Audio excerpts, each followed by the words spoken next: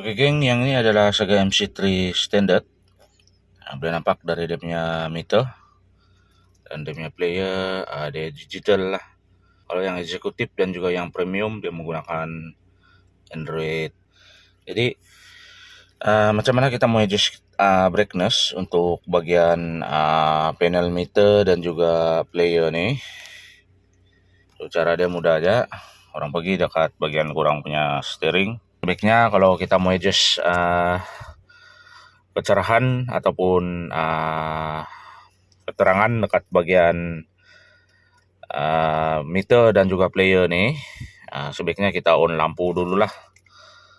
Sewaktu malam ini sesuai untuk adjust. Kita on lampu dulu.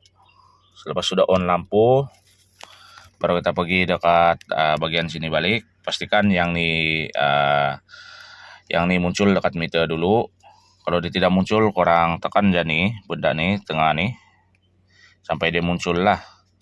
Selepas dia sudah muncul, baru kita tekan yang ni. Oke, tekan yang ni, nanti dia keluar lah tu. BIOS, brightness. Jadi kita masuk je dekat bagian brightness. Macam ni.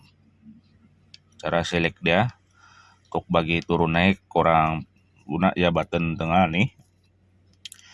Naik, turun.